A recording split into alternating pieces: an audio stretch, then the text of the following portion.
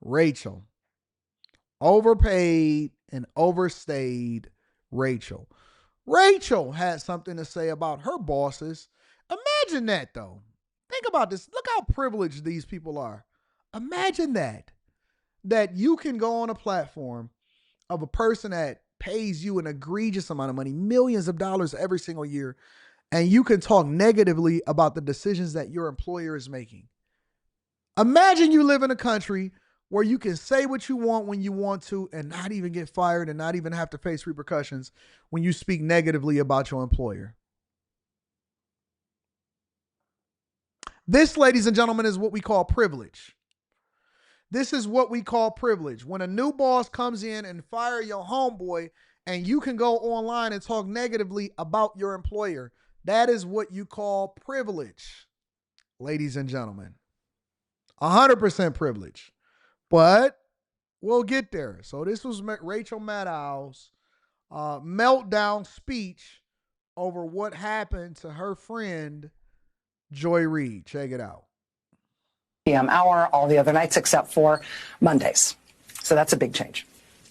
An even bigger programming change is at 7 p.m., 7 p.m. Eastern, where Joy Reid's show, The Readout, ended tonight. And Joy is not taking a different job in the network. She is leaving the network altogether. And that is very, very, very hard to take. I am 51 years old. I have been gainfully employed since I was 12. And I have had so many different kinds of jobs, you wouldn't believe me if I told you. But in all of the jobs I have had, in all of the years I have been alive, there is no colleague for whom I have had more affection and more respect than Joy Reid. Now, how many of you believe that? In 40 years of working, since she was, in her words, 12, 51 years old, 39, 40 years of hustling, grinding, and going to get it. She says there is no one, not one person on the face of this earth. Now, you can't even find a picture of these two together. I did. I went through on Google, and I Googled it, and I put in Rachel Maddow with the W at the end, not an X, and Joy Reid. Personally, and it may be out there, but I did not find it. I couldn't even find a picture of these two together, of them saying,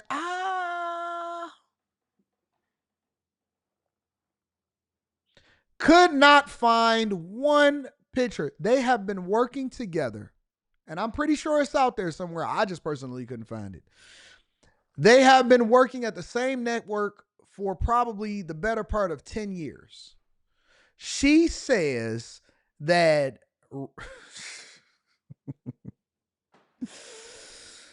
too mad what AJ said. Why is that hard to believe? But why is that hard to believe? Really? Let's hear what she said again. All of the jobs I have had in all of the years I have been alive, there is no colleague for whom I have had more affection and more respect than Joy Reid. In 40 years of all of the jobs and all of the things that you've been through and everybody that you never worked with in your entire life, and you're telling me that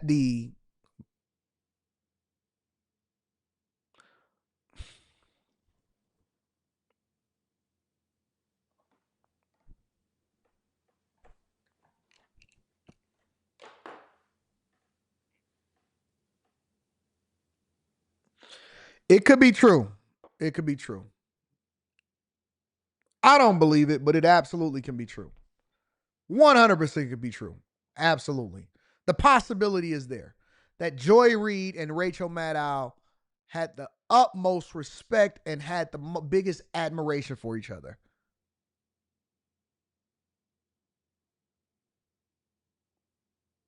I love everything about her. I have learned so much from her. I have so much more to learn from her. I do not want to lose her as a colleague here at MSNBC, and personally, Too mad. I don't have pictures with some of the people I've admired or respected at work. We're talking about the most admired, the most respected person that you've ever run across in your life of all of your years of working.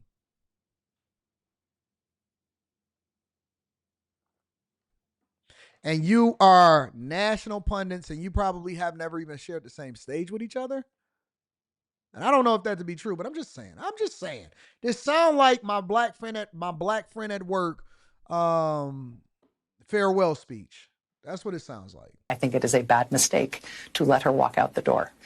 It is not my call, and I understand that, but that's what I think.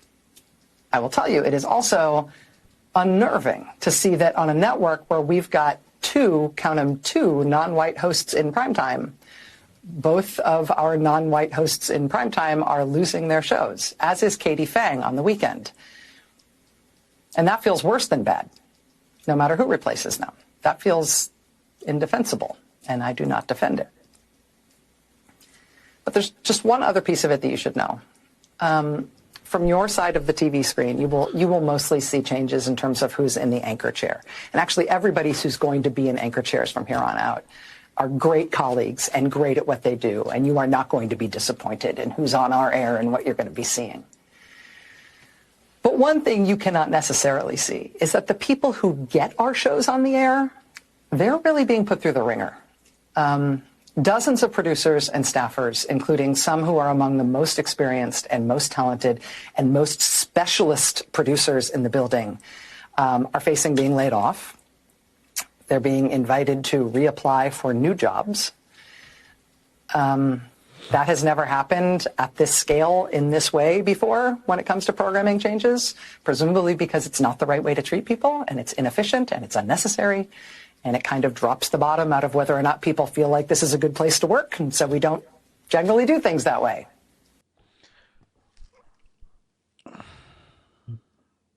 The one thing that federal workers could never understand was that we can't subsidize your lifestyle with taxpayer dollars just to say that half of the jobs that was created under Biden was in the federal workforce.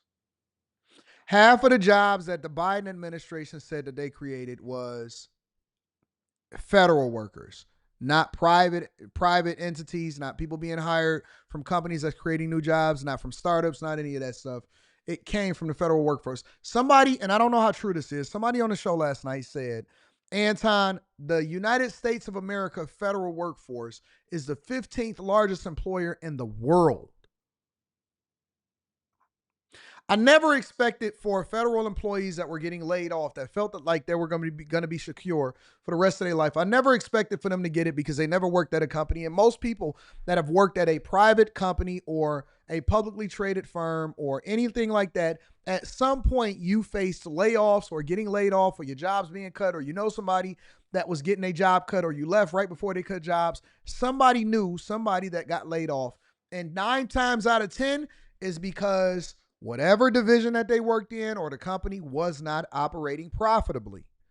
We all know, and we talked about it, and I did a whole breakdown on this show, that after the election, MSNBC and CNN's numbers were abysmal, absolutely abysmal, which means that with you being an at-will employee, if you are not meeting expectations, if you cannot deliver, if you work at Apple, if you work at Microsoft, if you work at Chase, if you work at the Ford company, if you work at the pencil making factory, if you're an executive, if you're a producer, if you're a person that's putting together something that is not delivering, if you are a UX UI specialist and you deliver a product that the people don't like and it get panned inside of the store, the Apple store or the Android store, guess what?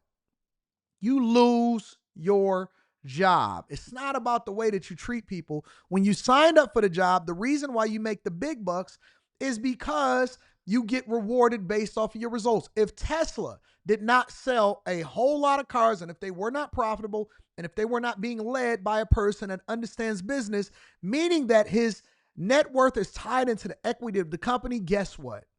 Elon Musk would be broke. But because he's successful, he get the big dollars because his performance is tied to the success of the company. Similarly, for whatever reason, y'all looking at these people as employees. These people have the jobs that they have based off of the numbers that they're able to produce. When your salary does not match up with your numbers, and the producers cannot produce a show that would make people actually like you. And the people that's behind the scenes can't make you look any prettier on camera. And the person that's writing your speech can't make you sound any more articulate. And the people just ain't rocking with you because you are a racist bigot and you do not appeal to the general public anymore. Guess what? It's not about whether or not it's a nice place to work. It's about saving the company because the numbers is not commensurate with whatever your performance is saying that it needs to be in order to get this pay. So they need to get somebody that's cheaper, more efficient. The numbers may not improve, but at least they ain't got to pay you that big salary. It's time for you to go. That's why you make so much money up front. That's why they pay you the big bucks, because you have to deliver. That's it. It's a shakeup because you guys are no longer profitable. You are not generating the same revenue that you was generating when you got that big contract. And so I don't even look at this as, oh my God, they're canceling all of the liberals on the platform. No, the platform is still going to remain liberal. And they're spinning off MSNBC because it's no longer a profitable platform, as well as all these other shows that they're getting rid of, and legacy media is dying. And change has to come because they can't justify spending the money that they're spending on you to produce less than stellar results. You cannot hold on to a job just because you feel like you add value and you talk about what you want to talk about, but your numbers is not adding up at all. People go away every day, B. People kill their platforms every day, B. People say, you know what, it ain't worth it every day, B, because they can't hit it. They can't do it. They can't deliver. They're not as good as they thought that they was, and the people not rocking with them. Maybe all of our folks, including most of the people who are getting this very show on the air right now, maybe they will all get new jobs here, and I hope they do. But in the meantime, being put in this kind of limbo, have a safe the flight, anxiety Cliff. and the discombobulation is off the charts at a time when this job already is extra stressful and difficult. It is not news for me to tell you that the press and freedom of the press are under attack in a way that is really, it's a big deal for our country. It's very visceral for us here. I know that the business of the press is not an easy thing, and I know that no job is forever. But I think I'm safe in saying for all. Young Fifth says, you talk about this. What value you bringing, sir? Well, I guess you don't really understand that we doing anywhere from 15 to 26 million views a month. Millions of hours of watch time. Bag chasers can speak to the value that listen, I eat what I kill. I don't complain because I am paid handsomely and I am completely independent. So the value that I bring is commensurate with the money that I make. And the last video that I just dropped in the Patreon for the people actually shows you what my numbers are and exactly what I get paid. My sponsors are incredibly happy with the value that I bring because they generate a lot of revenue, and that's why we've had such a long-term contract, and the numbers continue to go up. If I wasn't delivering, then I wouldn't be saying, Teach Hanley, 40% off your first order plus 20% off live. Somebody loved me because we keep going up in numbers every single month and every single day and every single bag chaser meeting. I keep seeing more people join the bag chasers every single day. You can't fire me because I'm the boss. And I show up every day. No PTO, no nothing. I just grind, I hustle. All of us anchors who you know through the TV, please know that what pains us the most is not what happens to us. It is what happens to our coworkers on whom we depend and who you don't necessarily know, but we respect and love them and depend on them. And did I mention we respect them? This is a difficult time in the news business, but it does not need to be this difficult. We welcome new voices to this place and some familiar voices to new hours. It's going to be great, honestly, and we want to grow and succeed and Yeah. We heard all of that. You know what's so funny? One person asked me what value that I bring, and then another person then comments after I explain the value that I bring, and they say, well, bragging isn't good. Well, listen, get your feminine, sassy butt off the live stream then. Stop being so weak and worrying about whether or not somebody got money or not. Bragging isn't good. And being sassy as a man ain't good either. Gosh, why are y'all so weak? Why are my people so weak? Why are they so feminine? Why are they so weak? Stop being weak. Grow up. You don't have to be gay. Ugh. Ugh. It ain't nothing. It's nothing more emasculating than a guy that says, because bragging isn't good. You should humble yourself or God is going to comfort you.